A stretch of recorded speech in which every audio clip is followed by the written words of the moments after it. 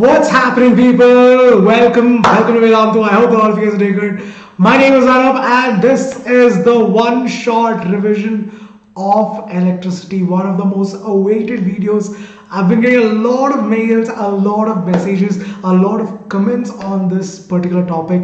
That is, sir, please make that one-shot video. And finally, people, we're here. We have listened to you, and this here is going to be the one-shot video of electricity, wherein we are going to be doing the entire chapter of electricity, a quick revision of every single thing. We'll be solving 10 important questions as well. So quickly get your pens and paper.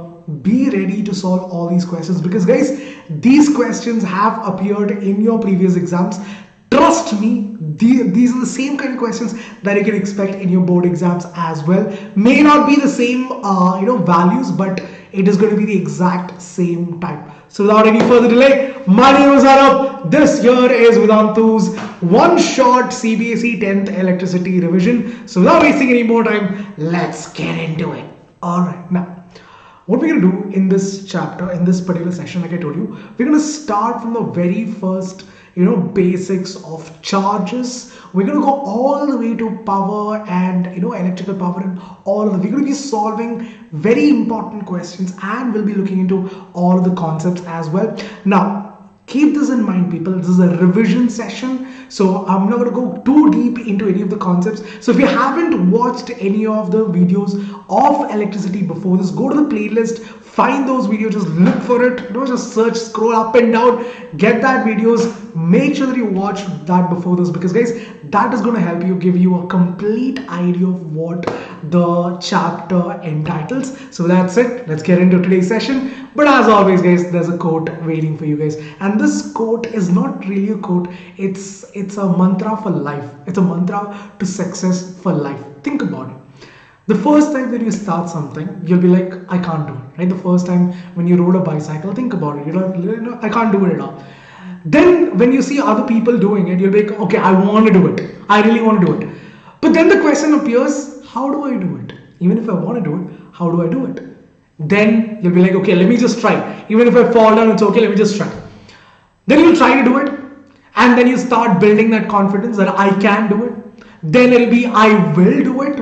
And finally, people, that is where you reach the whole, epitome of success. Now, this is true for every single thing. It is not just true for cycling or swimming or any activities that you do. It is true for board exams and your exams as well. First thing, remove that negativity of I can't do it, change it to I want to do it, then slowly change it to how do I do it. Now we've already seen how do you do it. Make a timetable, make sure that you stick to that timetable, then try to do it, and then start doing it. You can and you will. And then finally, people, trust me, by the end of that day, by the end of the day, when you get your results, you will be the one who will be the most satisfied, because you have put in your efforts and you have done what it takes to ace that exams, right? So again, people, make sure that you follow that.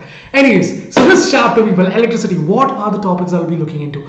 Current and potential difference, Ohm's law, resistance and factors affecting resistance in series, resistance in parallel, heating effect of electric current, and electric power and energy and numericals also. So we will be solving, or we'll be going through all of these topics. We will be solving questions of each and every topic. So make sure that you take down every single thing that I'm going to say, and make sure that you revise it, read your textbook religiously, practice as many questions as you possibly can. All right, so that's it. Let's get into today's session. Let's start with electricity. Now, what are the concepts that we have? Electricity, first thing that you understood, what is current. Now I'll be explaining all of this. I'm going to show you the mind map first. So you have what is electric current. I'll come back to the formula later. Then you studied about Ohm's law, then resistance, then you understand resistance in series and parallel, then potential difference or electric potential, then potential difference. Then you understood about heating effect of electric current or heating effect of current, and then power, electric power and energy, and then we also solved some questions as well. So yes, guys, let's get started. All right, now calm yourself down, because I'm going to go through everything. It's going to be a pretty long video, but stay till the end, guys, because trust me, you will find this very helpful. If you go through everything that I'm going to say today, and do it religiously. Practice every single thing. Trust me, you don't have to go around looking for other videos. This is it. This is it. This is that one stop where everything related to electricity you'll understand it. Alright, the first thing you understood is what is a charge or what are charges.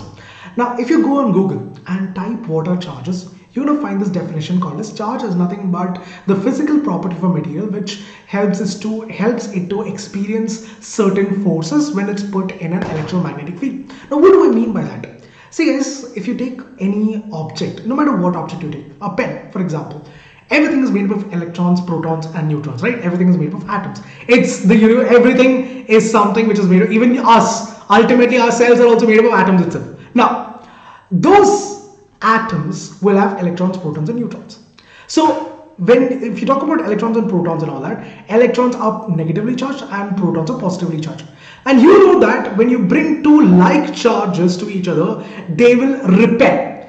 If you take two unlike charges like positive and negative and you bring it together, you see that it attracts. This is what is called as a charge. A charge is nothing but the physical state or physical property of a matter which helps it to experience forces. And what are those forces? It is nothing but the repulsive force or the attractive force. The repulsive force or the attractive force, that is what is charge. That is what is charge. Alright, so the like charge, remember this: positive, positive, repel, negative, negative, repel, negative, positive would always attract. So charges are those a property of a material which helps it to experience this repulsion or attraction. Now, if I take any body for that matter, for whatever it is, like you, me, this computer, this table, everything is made up of electrons and protons. So if you want to calculate what are the total charge present in this table or the total charge present in your body, all you have to do is use this formula. Charge is represented by Q. Let me use another color. Charge is represented by Q. So Q is equal to N into E. What are these? N is nothing but the number of electrons. The number of electrons that is there in that particular body, that is what N is. And E is nothing but the charge of an electron. So a single electron has a charge of 1.6 into 10 to the power of minus 19 coulomb. So if you multiply, if you know the number of atoms, the number of electrons in that particular body, and multiply it with the charge of an electron, you will be able to find out what is the charge in our body. Now, the thing is this, guys. When these charges start to flow from one point to another, that is what is called as current. The flow of charge is what is called as current. So here, remember this, guys, because if you talk about a conductor has a lot of valence electrons, a lot of free electrons. So when those start to move from one point to another, from the negative terminal to the positive terminal, that is what is called as current. So if that is the flow of the electrons or that is the flow of the charge, current will be in the opposite direction, because remember the conventional current, we took it as, well, conventional current is always going to be positive to negative. So if the electrons are flowing from, the charges are flowing from negative to positive, the current on the other hand is flowing from positive to negative, right? Now that you understand, people, let me tell you this. What is current is nothing but the rate of flow of charge. So it is nothing but Q divided by T, because it's the rate of flow of charge. So Q is nothing but charge divided by the time taken. That will give you what is the current. Now the SI unit. Now these are the three most important questions that is regularly asked in your board exams as well. So expression is I is equal to Q by T. Remember this because we'll be using it later on as well.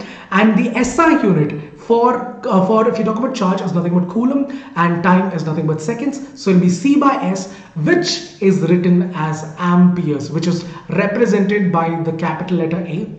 Why did this name come into existence? Because this was actually found, or there's a lot of work done on this by Andre Ampere. So to honor him, we named it as Ampere, just like how you have Newtons and all that. So here also it is called as Ampere. So coulomb by second is what is called as Ampere. One of the most common question that has been asked so many times in your board exams is, what is 1 ampere? What is 1 ampere? So you can define it as, so if you're asked these kind of questions, firstly people write down the unit. So we know that current is equal to I is equal to Q by T. Now the unit of what to say, current is nothing but ampere, the unit of charge is nothing but coulomb, and the unit of time is nothing but seconds. So just put the number 1 in front of everything and define it. So what is it? 1 ampere of current is said to flow in a conductor when 1 coulomb of charge flows through a certain point in 1 second time. That is what is called as 1 ampere. Again, 1 ampere is the current which is said to flow in a conductor when 1 coulomb of charge passes through a particular point, or passes through in 1 second. That is what is called as 1 ampere. Now this is not true just for this. No matter what it is, no, if you are asked what is 1 volt, do the exact same thing. For if you are asked to define that, now they're not going to ask you what is define 1000 volt or 1000 ampere and all. They just ask you to define 1 ampere or 1 volt. Use the exact same thing. This is like a simple life hack. You know that DIY projects that you get. No, it's like that. So remember this one single step, people, and you're done. So again, what is 1 ampere? 1 ampere is nothing but the current. 1 ampere of current is said to flow through a conductor when 1 coulomb of charge is passing through a particular point in 1 second time. That is what is called as 1 ampere. Now that you've understood this, let's move on to solving some questions. Alright, this is the first question. Now I want everyone to solve it with me. I will be giving you enough time. I'll also solve with you guys. Now if you want more time, no worries. Pause the video and do it by yourself, and try to answer the question if you can in the comment section as well, so that I'll also get an idea if you guys are able to solve it. None of the questions are that hard. It's not like over the world or out of the box thinking and all that. It's very, very simple. Just do it with me. All right, the first question: the amount of charge passing through a cell in 4 seconds is 12 coulomb. Find the current supplied by the cell. 4 amperes, 8 amperes, 12 amperes, or 3 amperes. Very, very simple question, people. So if you talk about it, current is nothing but rate of flow of charge, that is Q by T. Now the charge is given as 12 coulomb. Time taken is given as 4 seconds, so divided by 4. 4 3s are 12. So the answer is, guys, 3 coulomb per second, which is nothing but 3 ampere. Simple, right? Pacha question. So that is the answer, people. That is the answer for this question. It's a very simple question, a very easy question. Now you can expect these kind of questions as 1 mark or 2 mark question, or they might ask you to define something and then they might ask you this. So it'll be like a 3 mark question. So pay attention to all these small details. You'll get the answer. Very, very simple question. All right. Moving on to the next question. Here's another one. A current of 10 ampere flows through a conductor for 2 minutes.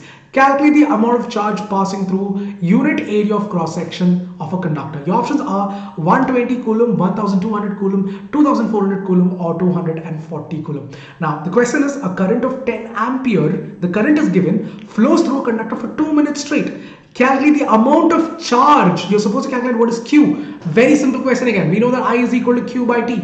We already know that. What is Q? Q is equal to I into T. I is given as 10 amperes and time taken is given as 2 minutes. So time taken is 2 minutes. Convert that to seconds. So 2 into 60, so you'll get it as 120 seconds. So because 1 minute is 60 seconds, so 120 seconds into 120, you'll get it as 1200 coulomb would be the answer. Again, you'll get this ampere into second, which is nothing but coulomb. So that is the answer, people. 1200 coulomb. Very simple, right? So these are the questions. Again, guys, electricity is not like one. It's not like some Hanuman, mountain that you have to carry in your head. It's actually a very simple chapter. You just need to focus on these small things and you'll get the answer. All right. Moving on to the next concept, people. Electric potential or potential difference. Now, what is potential difference? If I have to define it in the most layman term, potential difference is nothing but the work done to move a unit positive charge from infinity to a particular point. Now, what do I mean by this? So guys, for the charge, we saw that that the charge, when it starts to flow, that is when you call this current. Basically, that is what is called as current. Now, for the charge to flow, you should do something about it. You can't just let it be and let nature take its course. You have to do something. So it's like this. If you talk about, again, I'll give the same example that I gave in the regular session as well. If wind has to flow, there should be a pressure difference. There should be a high pressure and low pressure region. So air starts to flow from high pressure to low pressure. In the same way, you're creating a potential difference with the help of a battery or a cell for the charge to flow. So what is potential difference? Is nothing but the work done to move a unit positive charge from infinity, from some point to a particular point. That is what is called as potential difference. Now, what is That is what is potential difference. Now that is potential. Potential difference is nothing but again it is the same thing, the work done to move a unit positive charge from one point to another. That will be basically potential difference. Now again, it is nothing but work done on a charge, so you can write it as V is equal to, which is nothing but potential difference, is equal to W by Q. Why W by Q? It is nothing but work done to move a unit charge. So work done on a charge to move it. What is charge? Which is nothing but Q. W is nothing but the work done, so V is equal to W by Q. So what are the units? If you think about it, work done is nothing but joules, and for charge it is nothing but coulomb. So joules per coulomb, which is written as volt. Which is written as volt. Alright, so Alexander Volta, so named after him, which is called as volt, which is written as capital V. Simple. Alright guys, so that is what is potential difference. Now again, here it's the battery that is doing the work, and that is the one that is creating the potential difference, so that the charge starts to flow from one point to the other. As simple as that. Now again, these are the things that you can expect in your board exams as well. Potential difference is equal to work done by charge, work done is equal to W, and charge is nothing but Q, so it will be J by C, which is nothing but volt. And again, you will be asked to define what is 1 volt. Again, the potential difference is said to be 1 volt. The same technique, people, 1 volt is equal to 1 joules by 1 coulomb. So again, very simple thing. So 1 volt of the potential difference is said to be 1 volt when 1 joule of work done is done to move a coulomb, or a charge of 1 coulomb from infinity to a particular point. That's all. So when do you say that potential difference is 1 volt? When potential difference has to be 1 volt when work done of 1 joule is done to move a charge of 1 coulomb from infinity to that particular point. Simple people. So that is the answer to this question. That is nothing but, again, that is how you define it. Very simple. All you gotta do is remember these small details. So again guys, remember about current, remember about potential difference, because these two are one of the most basic concepts that you must know in electricity. You know that there are only 3 more months left. Do not slack off, people. Do not slack. This is no time for you to slack. And if you haven't still, you're still not able to remember it, please watch the series. I've done the entire electricity series. Go through that. You'll understand everything. All right. So make sure that you do that, people. So here's the question: a 10-volt battery is supplying a current to a circuit. How much energy is supplied by the battery to each coulomb of electric charge passing through it? Your options are 5 joules, 10 joules, 15 joules, or 20 joules. So you are asked to find out what is the work done over here. Now the energy is nothing but the capacity to do work. In other words, they are asking you what is the work done. So V is equal to W by Q. V is given as 10 volt. Work done is what you're supposed to find out. And coulomb, it's basically each coulomb. So it's 1 coulomb charge. So I'll take it as 1C. So it's nothing but 1B. So what is W? W is equal to 10 into 1, which is nothing but 10 joules. Simple. I hope you understand this, people. Again, I want you people to solve it with me. Don't just pause the video. As soon as you read the question, pause it, do it by yourself, and then cross-check the answer. That is how you check it.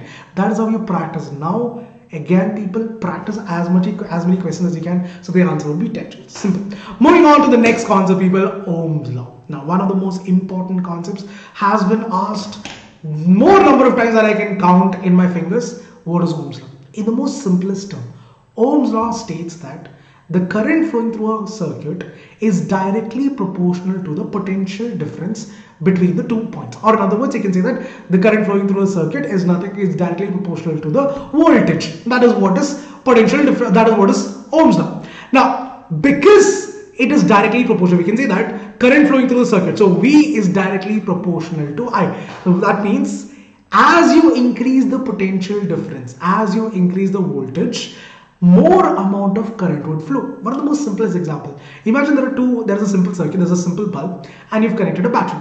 Now let's say that for one of the batteries, like basically the potential difference of one of the batteries, or it is providing a potential difference of, let's say, 10 volt.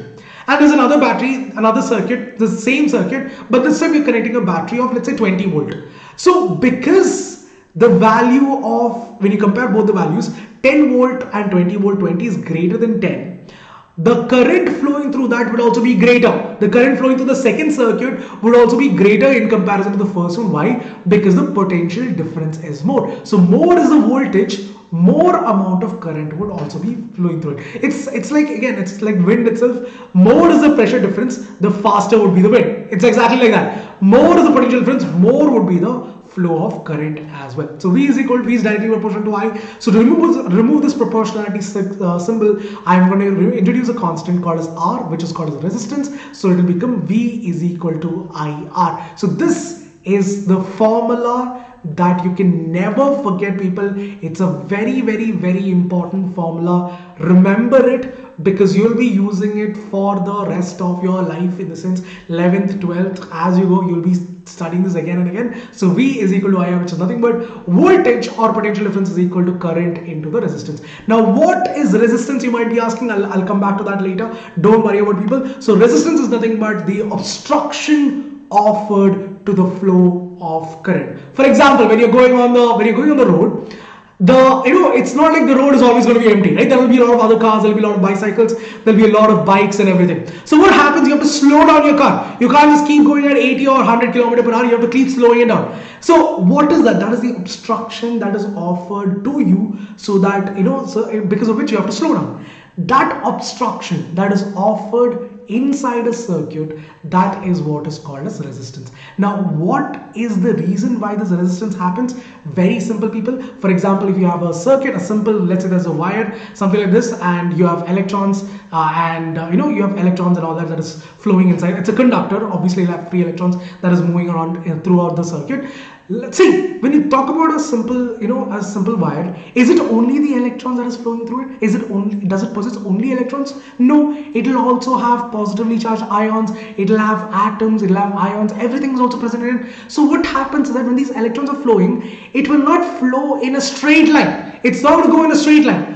Because of all these particles, what happens? It will collide and then change the direction. Again, it will collide and change the direction. It will change the direction multiple times before it reaches from point A to point B.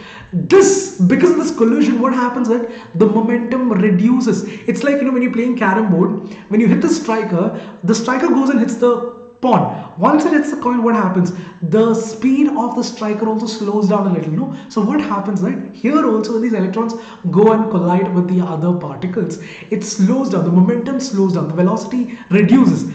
This is what is called as resistance. That obstruction that is offered, the opposition of the flow of electrons, the force that is opposing the flow of electrons, that is what is called as resistance. Now, this resistance varies it depends on different factors. It is represented by the capital letter R, and the unit is nothing but O. Again, it is after the person who after the scientist itself. It's not something new. It is represented like this, or by this word like omega, which is nothing but O. Right? So that is what is resistance, people. Now, to talk about one thing, to talk about one important factor is, guys, when the resistance increases, the current flowing through the circuit would decrease. Why? Because we know that V is equal to I into R. I'll just use a different color. Give me 1 second, people. Where is the different color? Okay, 1 second. V is equal to I into R. V is equal to I into R. So what is I? I is equal to V by R. So obviously it's indirectly proportional. Current is indirectly proportional to resistance. So if resistance increases,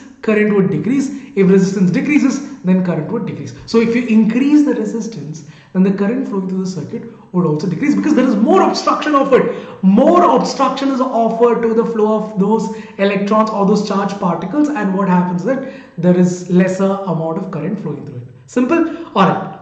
One more thing you have to remember is this, people. This question, this is one of the most repeated questions in your board exams. What are the factors affecting resistance? You cannot ignore this question. You just cannot afford to ignore this question. What are the factors that is affecting resistance? The first factor is, guys, the length of the conductor. More is the length, more number of collisions would happen, so greater would be the resistance. So it is directly proportional. R is directly proportional to L. More is the length, more would be the resistance offered as well. The second thing that it depends on is the area, the cross-sectional area. So if you take a wire and cut it in half, the cross-sectional area of it, resistance indirectly proportional to the cross-sectional area of the conductor. Why indirectly proportional? Because if the wire is thick, if the area is more, the electrons will have more space to flow. Imagine there's a big wire, it has more space to flow, so resistance would be less. If it has less space, if it's a thin wire, something like, let's say, something like this, over here the resistance would be way more greater. Why? Because the resistance, basically the area is less, so the resistance is going to be more. So it's indirectly proportional to area. And also, people, resistance is directly proportional to the resistivity of the material. Now, let me tell you this. Listen very, very carefully. This is also a 1 mark, 2 mark question. What is the difference between resistance and resistivity? Listen carefully. See, resistance is what? The obstructions offered to the flow of current. The obstruction offered to the flow of current is what is called as resistance. Resistivity is nothing but, if I take a conductor, could be any conductor like copper, aluminium, iron, whatever it is. If I take a conductor, what is the resistance offered per unit or unit length of if I take a copper wire of unit length and unit cross section,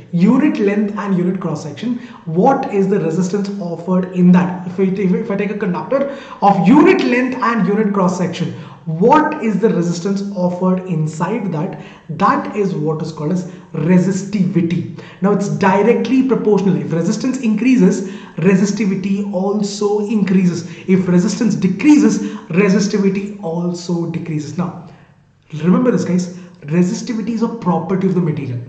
Because of the fact that, for example, if I take two different wires, one is copper and one is aluminium, the type of atoms, the size of the atoms, the number of electrons, everything is different because they are two different metals. So they'll have two different types of, they'll have different types of atoms and molecules present inside of it. So what happens is that if you compare it, copper would offer less resistance, whereas aluminium would, in comparison, would offer much more greater resistance. So that is what is called as resistivity. The property of the material is what is called as resistivity. So you're taking a conductor of unit length and unit cross section and you find out the resistance of that. That is what is called as resistivity, which is represented by the letter rho. It is represented by the letter rho. And also, people remember this, resistance is also directly proportional to the temperature. If you increase the temperature, resistance will also increase. If you decrease the temperature, resistance will also decrease. Why is that? Because when you give more heat energy to it, what will happen to the particles? What will happen to the electrons? They will start to move more randomly. They'll gain that energy and they'll start to move more randomly. So because they are starting to move more randomly, they will collide even more. So the resistance will also increase. Now, if you haven't understood this concept, people, please make sure that you watch the previous videos, because trust me, it will be crystal clear if you watch it. Alright, so once again, guys, resistance is directly proportional to the length, resistance is indirectly proportional to the area, resistance is also directly proportional to resistivity. So from this, I can write that resistance is equal to resistivity into length divided by A, which is nothing but area. So this is basically the formula to calculate resistance of a body. Resistance is equal to what? Resistivity into the length of the conductor divided by the area of the cross-sectional area. That is it, people. Now again, remember this. Remember, it's very, very important. Resistance and resistivity is different. Resistivity is a property of the material. Resistance is the overall obstructions offered by the material to the flow of current. That is what is resistance. Resistivity is if I take a conductor of unit length and unit cross section, the resistance offered, that is what is called as resistivity, and it is different for different mediums because different mediums have different elements have different size of atoms, different types of electrons. I mean, the number of electrons would also vary, and because of that, the resistivity would also vary. And the unit of resistance is basically ohm. Unit of resistivity or specific, it is also called as specific resistance. Resistivity can also be called as specific resistance. It's the exact same thing. So don't get confused if in the exam they're asking you find out the specific resistance. Don't lose your mind and don't dismantle yourself. Don't go like that. Specific resistivity and resistivity is the specific resistance and resistivity is the same thing, which is represented by the letter rho. And again, the unit is ohm meter. The unit is ohm meter. Again, how do you find that out? Resistance is equal to rho L by A. So what is resistivity? Resistivity is equal to R into A divided by L. Resistance is ohm. Area is meter square divided by meter. Meter would get cancelled. So get us ohm meter. Simple. So the unit of resistivity is ohm meter. That's all, guys. That is the formula. If you're asked in some questions, they'll ask you to find out the resistivity. They'll not ask you to find out the resistance. They'll ask you to find out the resistivity. Don't panic. Be organic. Simple thing. All right. Don't panic. Be organic. All right. Here's another question. If 0.6 amperes current flows through a resistor shown in the figure, voltage of 2 points of resistor 12 volt, what is the resistance of the resistor? Your options are 10 ohms, 20 ohms, 30 ohms, or 40 ohms. How do you find that out? Simple, people, simple. First of all, write down the given data. Current is given as 0.6 amperes. The voltage across 2 points is given as 12 volt. Find out what is the resistance. So resistance is what? V is equal to I into R. V is equal to I into R or IR. R is equal to V by I is given as 12 and current is given as 0.6. So multiply that with 10 into 10, you'll get as 120 divided by 6, 6 2s are 12, 0. So you'll get as 20 ohms. That's all, people, that's all. 20 ohms is the right answer. I am pretty sure that is the right answer. Exactly correct. So again, using simple ohms law, V is equal to IR, solve the question, people, do it. Now again, I want you people to do it with me. Don't just sit there and go, don't do that. Don't just sit there and sit, like flies will enter into your mouth. Don't do that. Sit and read the question, sit and pause the video and solve every question. Here's another one. A 6 ohm resistant wire is doubled by folding. What is the new resistance? Now this is a very interesting question. It has been asked multiple different ways in multiple different question answers as well. If you just go through your previous year question paper, you will find these kind of questions very oftenly repeated by CBSE. So listen very carefully. Your options are 2.5 ohms, 1.25 ohms, 3.5 ohms or 1.5 ohms. How do you solve this question? It's very easy, guys. Now imagine this is the wire. All right, let's say that this is A to B, that is the length of the wire, which is L. The length of the wire is L. Now what are you doing? Imagine this is the wire. Let me just take an example. Okay, let's say this is the wire. All right, this is the wire. All right, this is the wire. Now what are they doing is that they are folding it. All right, they're folding the wire. It's doubled. Okay, basically they're folding it. So when you fold it, what happens? The length of it becomes half. Initially this was the length. Then what happened? You decrease the length when you folded it. So what happens to the length? When you fold it, this would become the length now. The new length would be what? L by 2. The new length would be L by 2. You're decreasing the length. But what happens to the area now? Look at the area now. The area has doubled because they are one above another now. One above another. Think about it. It's one above another. So what happens to the area? The area of this becomes 2A. Here it was just A, area is just A, here it will become 2A. So I'll just take this as, so just to avoid confusion, we'll take this X and Y to avoid confusion. Let me just use a eraser.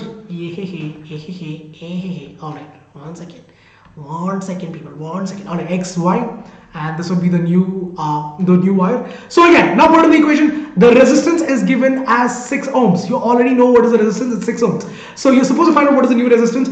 So again, R is equal to rho L by A. Now, what is the new R? So I'll take it as R dash. So R dash is equal to rho. Resistivity does not change because the same material. Length has become L by 2. Area has become 2A. So it will become what? Resistivity into L by 4A. 2 was the denominator. So it will become 4A. So you'll get it as rho L by A into 4. I can write, sorry, into 1 by 4. You can write it as into 1 by 4. Now, what is rho L by A? Rho L by A is what? 6 ohms. So you can write it as 6 divided by 4. That's all. So 414.4520. So it will be around 1.5 ohms would be the new resistance. If I'm not wrong. 1.5 ohms. That is the answer, guys. That's all. So remember that when you're folding it, the length is decreasing, but at the same time, pay attention on the area as well because the volume is same. So when the volume is the same, because we know that what volume is nothing but what area into the length. So obviously, if you change the length, if you decrease the length by 2, what happens? Volume is still the same. So what happens to the area? To maintain the balance, area will become twice of that. That's right. So that will be the answer, guys. It will be 1.5 ohms. I hope you understand this. Again, solve it with me, guys. It's very important. Again, don't worry. All the handwritten notes and the entire thing would be found. After the video is done, you can find in the description. So just download it and read through these questions one more time. Read through every single thing, people. Trust me, this one video will help you understand everything that is related to electricity. Every single thing that is related to electricity. Alright, so that's it, people. Before we move ahead, let me tell you one more important thing, that is resistance in series and resistance in parallel. So what is series and parallel connection? For example, guys, I have a simple circuit and I have 3 resistors, R1, R2 and R3. Series connection is when those resistors are connected one after the other. When they're connected one after the other, that is what is called a series. It's like, for example, if you take those Christmas lights and all that, it'll be connected one after the other. No, that is what is called a series connection, one after the other. Although these days we don't have that. These days there's a little, it's not exactly series, but I'm just giving you an example. One after the other. You see that no, the bulbs are one after the other. That is called a series connection. One after the other you're connecting it. That is what is called a series connection. Now there are a couple of things that you remember when you talk about series connection. The first thing is, guys, in series connection, the current will remain constant. So the total current, which is nothing but I, here let's say that this is I1, this is I1, this is I2, and this is I3. So total current would be I1 plus I2 plus I3. The total, sorry, you can't, okay, it's not equal, it is not I1 plus I2 plus I3. It'll be I1 is equal to I2 plus is equal to I2 is equal to I3. So basically the current flowing through each and every resistor would remain the same when you talk about in series connection. Series connection, it's going to remain the same. So I1 is equal to I2 is equal to I3, which is nothing but I. So the total current is going to be the same. But the potential difference across the resistors, let's say this is V1 and this is V2, the potential difference across these two is V2 and this is V3. So this is V2 and this is V3. This will be different. The potential difference will be same. See, this is the total potential difference. This is the total potential difference, which is nothing but V. So here V will be equal to V1 plus V2 plus V3. So potential difference across three resistors would be different, but ultimately again, once they all meet over here, the potential difference over here is going to be the same. So potential difference is going to be, see, the sum of all the potential difference is equal to the total potential difference supplied by the battery. So if the battery is, let's say, 3 volt, then the total potential difference will also be 3 volt itself. But across each and every circuit, across each and every resistor, the potential difference would vary. One more thing you have to remember is this, guys. In series connection, the resistance is going to be maximum. You get max. So they'll ask you this kind of question, that in which kind of connection is the resistance maximum? Series connection. The resistance is going to be maximum in series connection because it's addition of everything. Because here's the thing, guys. If you want to calculate what is the equivalent resistance or total resistance in series connection, which is Req, or you can write it as Rs, which is equal to R1 plus R2 plus R3. So it's a combination of all the three. So obviously it's going to be greater because you're adding it up, because it's the sum of all three, R1 plus R2 and R3. Because of that, R equivalent or Rs, which is nothing but the the total resistance in the circuit, would be a sum of all the resistance. So remember this, guys, the total resistance in a series connection will never be less than the individual resistance. It will never be less. It's always going to be more. The total resistance will always be more in series connection, and because of that, guys, it's the resistance over here is maximum. So that is how it is. R1 plus R2 plus R3 would be the equivalent resistance, which is Req.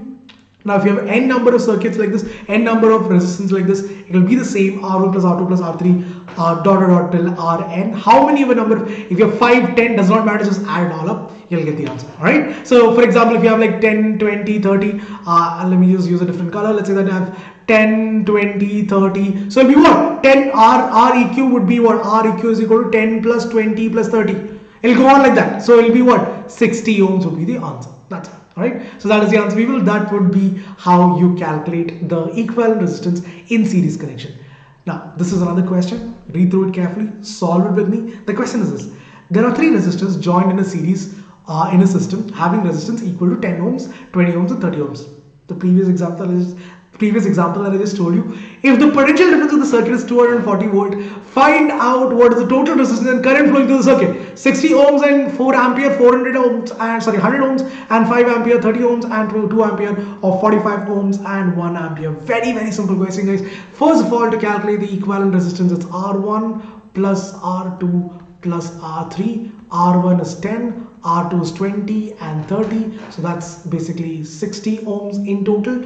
Now to find out what is the total current flowing through the circuit. Now the total current is going to use the Ohm's law. V is equal to I into R. V is equal to IR. So I is equal to V by R. So V is nothing but 240 volt. So 240 divided by 60, 0 gets cancelled. 6 4s are, so we'll get us 4 ampere.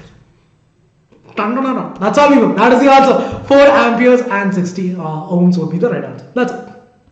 Moving on to the next one, guys. Resistance in parallel. See, guys, resistance in parallel. When see, it's just the exact opposite. Parallel and series is the exact opposite. In series, you're connecting one after the other. In parallel, you're going to make it, each of the resistors are connected parallel to each other. So they're not one after the other, just that the ends of them are meeting. Just the ends of them, basically they have two different ends and you're connecting those two ends alone. You're not connecting. So in series, one end is connected to the other end. One end is connected to the next end. So this one is connected to this one. In parallel, however, both the ends are connected. Both the ends are connected, something like this. So both the ends are connected. That is what is called as parallel connection. Now in your homes, people, in all of our homes, all the connections are given in parallel, not in series. Alright, let me tell you one more thing. I forgot to tell this. See guys, in series connection, even if one of the circuit is broken, let's say that the resistor, basically it got short circuited or something, even if one doesn't work, the entire thing doesn't work. The entire thing doesn't work. Why? Because current does not flow through it. There's a disconnection happening, so current does not flow through it at all. So the circuit is basically an open circuit, so it will not work at all. But in parallel connection, however, people, it's like, at homes also, even if one of the bulbs gets short circuited, your TV will still work, your fan will also still work, every other appliance in your home will still work even if one of them is not working. That is the thing about parallel connection. In parallel connection, it does not matter even if one is short circuited. Because of this kind of connection, the current will still flow through it. But here are the major difference between parallel and series. The first thing is, in parallel connection, first of all, they are all connected parallel to each other. Because of this, the voltage is going to be same. So let's say that this is V1, the voltage across this one, and this is V2, voltage across this one. So V is equal to V1 plus V is equal to V1 is equal to V2. The potential difference is going to be the same. The voltage across each and every resistor will be the same. But the current would differ, because you see this, the current will flow. Imagine this is connected to let's say this is connected to a cell.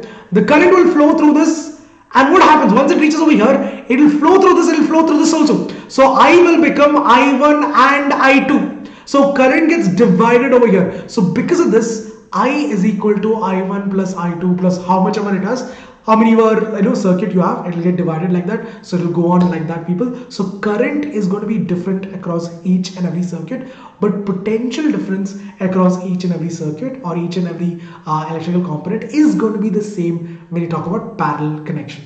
Apart from this, again, here, like I told you, people, the equivalent resistance. Okay, one more thing is that the equivalent resistance, if I want to find out the total resistance, here it's not going to be A plus B or R1 plus R2. Here it will be 1 by R1 plus 1 by R2. So the R equivalent over here would be 1 by R equivalent is equal to 1 by R1 plus 1 by R2, so on and so forth. It will be 1 by R1. Now remember this, guys, in your questions also, don't just, once you solve it, don't just leave it like that, because what you're finding is 1 by R equivalent. Again, reciprocate it.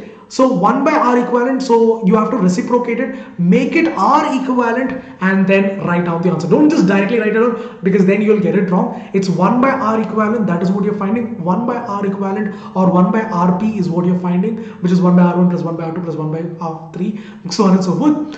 But once you solve the question, you have to reciprocate it so that you get the actual resistance of the circuit. And here, like I told you, the voltage remains same, but the current gets distributed. And like I told you, here, even if one of them doesn't work, all the others would still work in this kind of connection. So this is how it is, guys. 1 by R1 plus 1 by R2 plus 1 by R3. You'll be able to get the answer. That's it. So that is pretty much it for the first part. We have pretty much done the I think we've done almost 3/4 of the way. We only a little bit more left. We've done 7 questions. Now this is the 7th question. Solve it with me, people, and then after that we will move on to the next topic as well. So the question is this: if two resistors, 3 ohms and 4 ohms, are connected in parallel, what is the resistance of the circuit? 6.25 ohms, 5 ohms, 1.71 ohms, or 4.5 ohms? Let me solve it for you guys. Listen very carefully. Now, R1 is given as 3 ohms.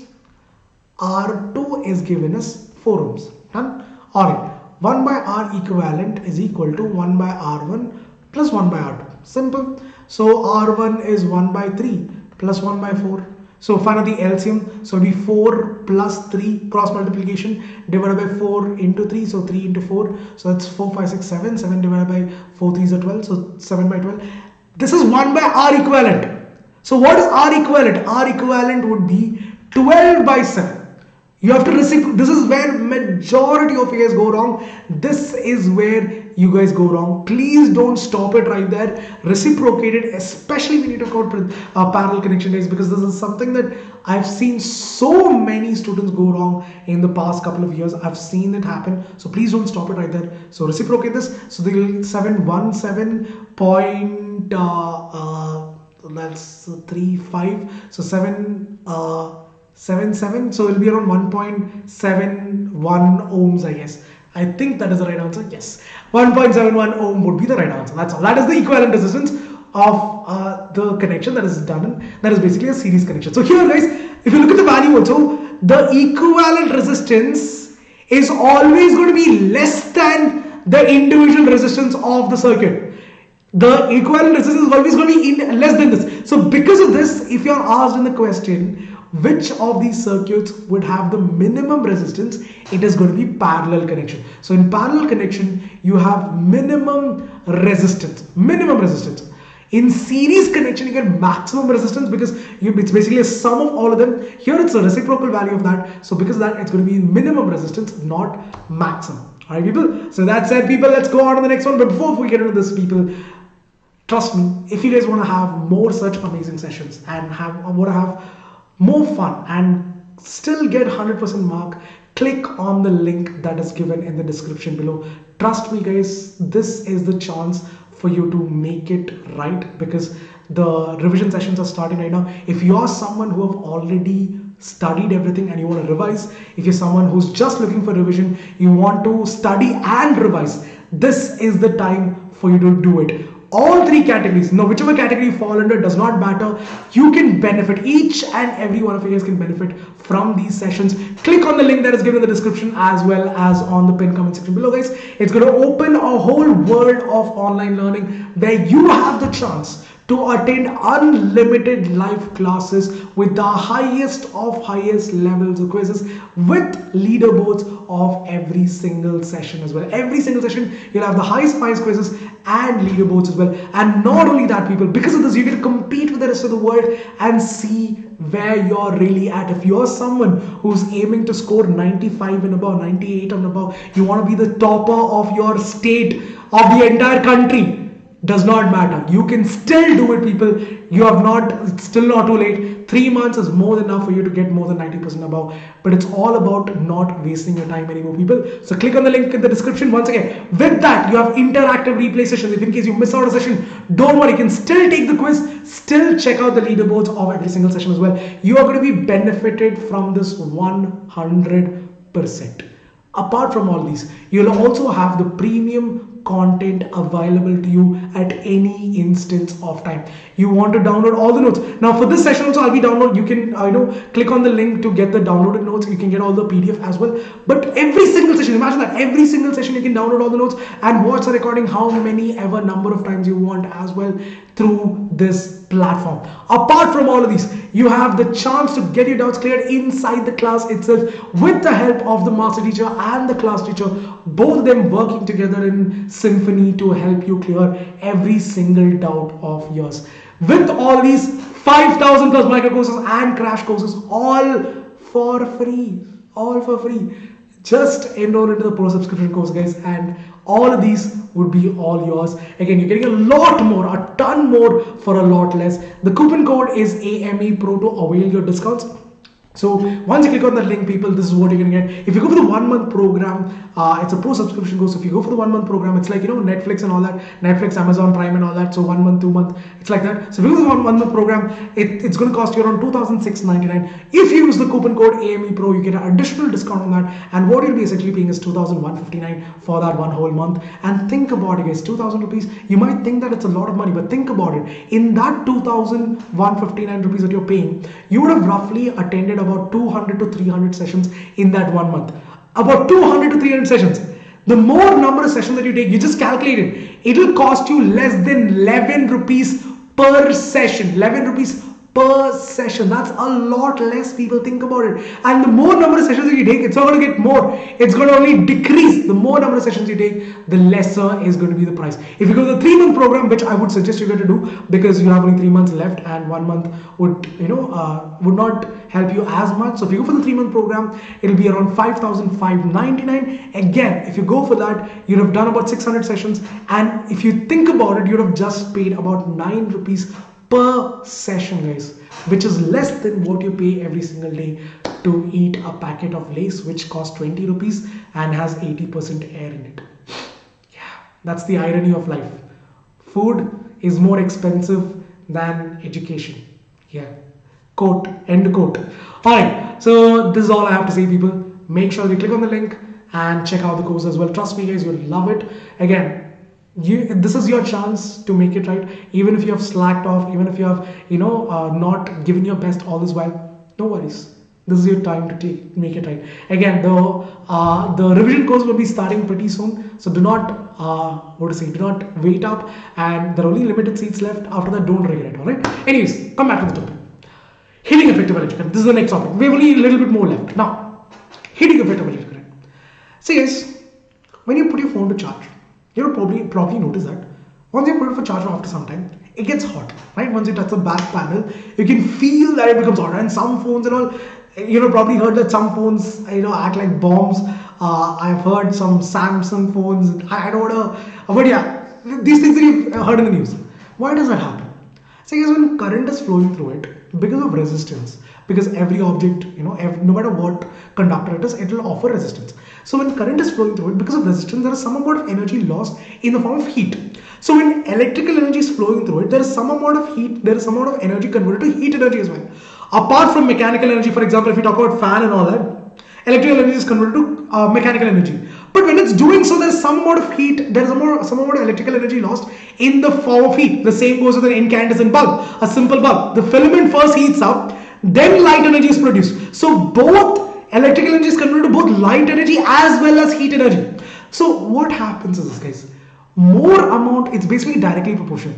More amount of more amount of current is flowing through it, more heat is also produced. More amount of heat is also produced. Now, we can say that there is work done by the battery, because battery is the one which is providing the potential difference, because of which the charges start to flow. And that work done, what does it do? What does the battery do? It gives more energy to the for the charge particles. It is giving more charge to the more energy to the charges, so it can start to flow. And then again come back. And once it comes back, again it gives energy, and again it goes back and comes back. So what happens if this is the battery? It gives energy to the charge. It will go through the entire circuit, come back. It has less energy now. Once it comes back to the battery, again it gives more energy, and this continues to happen. So what happens is that you can write that energy or work done is equal to energy gained by the charges, because obviously what is energy? The capacity to do work. So what you can say that it's the same unit also. Energy is also joules, work done is also joules. So you can say that work done is equal to energy, which is equal to the energy lost by the heat as well, because obviously that same electrical energy is also lost in the form of heat. So I can say that is also the same. So I can write it as E is equal to W is equal to H, which is nothing but the heat energy. Now, what is W? I'll just take it as E is equal to W. What is W, people? If you remember, V is equal to W by Q, right? So what is W? W is equal to V into Q. So I can write it as W is equal to V into Q. Now, this is one of the very first formula of what? Heating or heating effect of electric current. So H is equal to V into Q. This is the first formula. Now, what is Q? Q is what? Q, if you remember, I is equal to Q by T. So what is Q? Q is equal to I into T. So I can write it as V into I into T. So VIT. So this is the second formula. H is equal to VIT is the second formula. Now, remember what is for the same formula. If I just take the same exact formula and substitute in place of V, what is V? V is equal to I into R. So I can write it as VH is equal to VI. Instead of Q, I'll write as IT. So V into I into T. So we can write basically in place of V, I'm substituting this, not the third equation, sorry, not the second equation. So not the first equation, but the second equation. So in place of, let me just write it cleanly so that you understand this. Let me just erase this part out.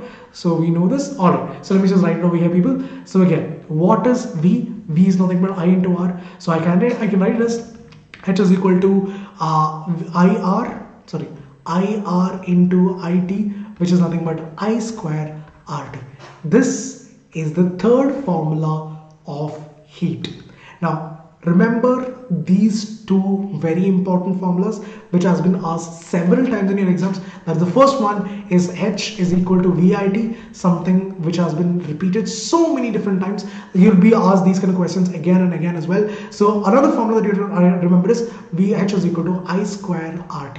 These are the two most important formulas that you have to remember when it comes to calculating the heating effect of electric current, right? So it's equal to V into V is equal to IT. So this is also one more equation. V into Q is one equation. V into I into T is one more equation, and then VH is equal to I square RT is another equation. That's all, right? So here again, in place of E, replace it with H, all right? Because again, what is that energy? That the same energy is also lost in the form of heat. So instead of H, instead of E, write it as H. P into I into T, and H is equal to VQ, and H is equal to I square RT. That's all, right, guys? So this is the question. Let me try to solve it for you people. Do it with me, guys. Again, I want you guys to do it with me. The question is this: compute the heat generated while transferring 20,000 coulomb of charge in 5 hours through a potential difference of 220 volt. Your options are 3 into 10 to the power of 6 joules, 3 into 10 to the power of 5 joules, 4.4 into 10 to the power of 5 joules, or 4.4 into 10 to the power of 6 joules. Very simple question. Trust me, it's a very simple question. So they've given you what is the charge. Q is given as 20,000 coulomb. They've given you the potential difference as well, 220 volt. Which formula can you use? Very simple. We just saw that H is equal to V into Q. Simple. V into Q. We've just seen that formula. That is the first formula that we just saw. V into Q. Directly put that equation. Put it down. So 20,000 into 220. That's 440. 1, 2, 3, 4. Oh my god, that's a lot of zeros. So yeah, that will be around 444 lakh, which you can write as 1, 2, 3, 4, 5, 6. So here is 4.4 into 10 to the power of 6 joules. That's all, guys. That is the answer for this question. A very, very simple, easy, laddu bacha question. I hope you understood this. With that said, guys, the second last concept for today, which is nothing but electric power and energy. I hope you guys have been staying with me all this while. I don't know if you guys are watching the video or not, but again, guys, this one video would help you. I know that it might seem like a little long, but then it's very important that you understand this. This one video will suffice everything, guys. This is more than enough to solve all the questions that are related to electricity. All right, electric power and energy. What is power? Power is nothing but the rate of doing work. Power is nothing but the rate of doing work. So if you think about it, it's that. Power is what? Power is what rate of doing work. So W by T is what is power. Now what is W, people? What is W? V is equal to W by Q. What is W? W is equal to V into Q. So this is the first formula of power. VQ by T is the first formula, or this is the first formula. This is the second formula of power, that is VQ by T. What is Q by T? Q by T is what? Current. So you can write it as P is equal to V into I. That's another formula. Now V, you can write it as V is equal to I into R. V is equal to I into R. We can substitute that over here. So you can write it as P is equal to I R into I. So you can write it as I square R. This is another formula of power. So this is the third formula. This is the fourth formula. Done. That's all, people. If you remember that, that's it. Power is done. So what is power? The rate of doing work, or basically you can say that, rate of consuming energy as well. Because again, what is energy? The rate of doing work. So energy is what the capacity to do work. So it's nothing but energy dissipated by time, which you can write it as H. H is equal to VIT by T. Again, TT gets cancelled, so we'll get it as V into I, which we found it already over here, V into I. We just solve it indirectly, but yeah, you can directly write as power is equal to voltage into current. That also no different at all. And these are all the formulas that we just derived. P is equal to V into I, P is equal to V square by R, then we have P is equal to I square by R, and P is equal to W by T. Now, how do we get V square by R? Again, people, you can write the exact same thing. So instead of P is equal to V into I, P is equal to V into I. What is I? I is equal to V by R. So substitute that over here. So V into V by R. So it'll be what? V square by R. Simple. So it's just, you don't have to remember all these formulas. Just remember one formula substitute the values over there, you'll get the answer. That's all. If you're asked, that's how you do it, people. If you want to remember the formula one by one, that is also totally up to you guys. But that is how I do it. Instead of wasting so much of your memory, you can do it this way. So P is equal to V into I, P is equal to V square by R, P is equal to R square into R, or P is equal to V W by T as well. And yes, guys, this is also one more important question, that is electrical energy consumed. Now this is a very very common question, ours is 5 mark or 3 mark sometimes. The electrical energy consumed is equal to power into time. What is power? V into I. So V into I into T would be the electrical energy consumed. Once you find that out, convert this to kilowatt. So basically, okay, I just forgot to say this, guys. The SI unit of power is nothing but watt. It is that is the SI unit of power. That is nothing but watt. So you can convert that convert that watt into kilowatt, which is kilowatt hour, which is divided by 1000. You'll get it into kilowatt hour.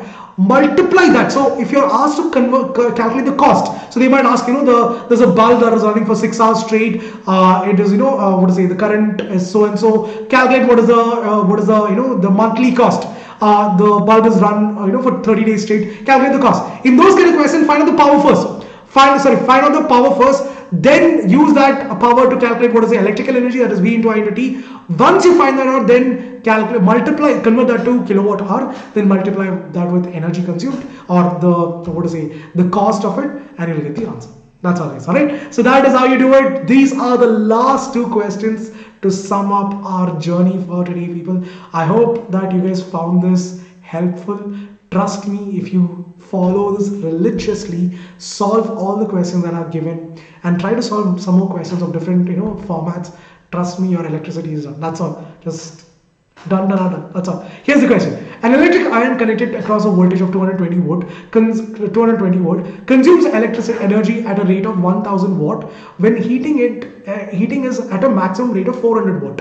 When heating is minimum rate, what are the values of current? All right, now understand the question, guys.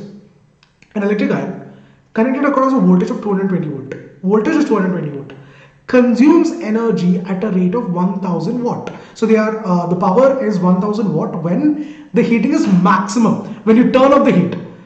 When the heating is minimum, the power is 400 watt. Calculate what is the current. Alright, that is the question. Your options are 4.44 amperes, 1.84 amperes, 82, 2.5, 1.5, 1.44, 55, 2.4, 24, 25, 3.45 and 1.82. I'm sorry guys, it's in the night, so I'm a little drowsy. Alright, so let's just answer this question. We know that P is equal to V into I. We have already seen that. So what is I? You're supposed to calculate what is I. So you're supposed to calculate what is I when it's maximum and when it's minimum. So for when it's maximum, this voltage is 220 volt.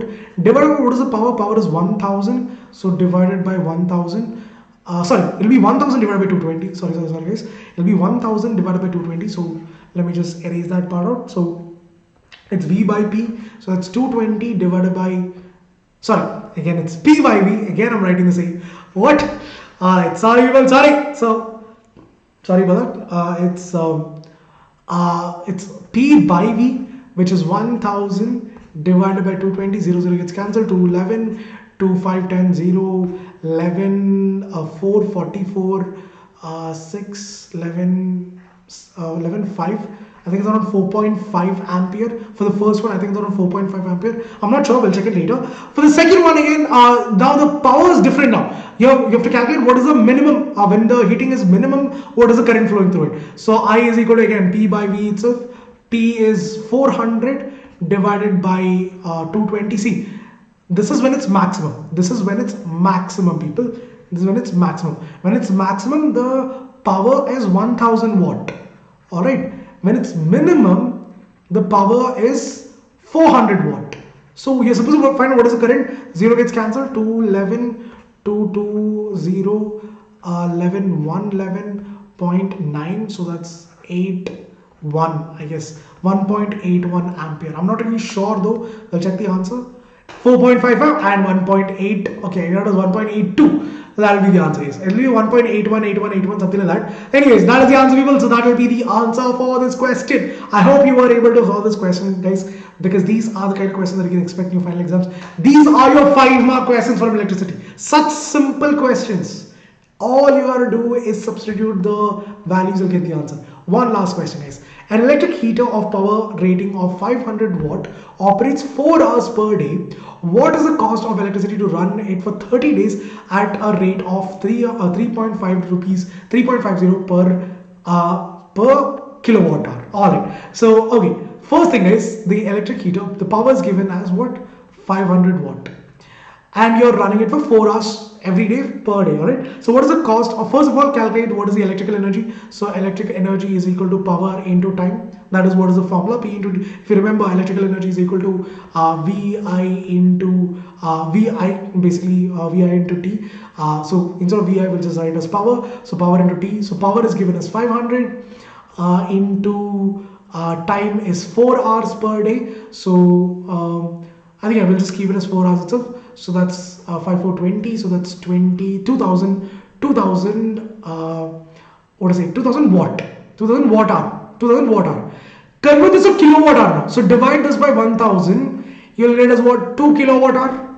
2 kilowatt hour. That is the energy consumption. That is per day. Now this is running for 30 days straight. So for 30 days, what would be the total power consumption? 2 into 30. That's 60 kilowatt hour. Now calculate what is the cost of it. So cost of it would be what? Cost would be energy into the money, whatever the cost is. So what is the total energy consumption? That is 60 into 3.50. So that will be something like, okay, I think around 120 something, 21, I don't know, 20, okay, 200, sorry, 210. All right, my bad, people, my bad. So yeah, calculation mistake.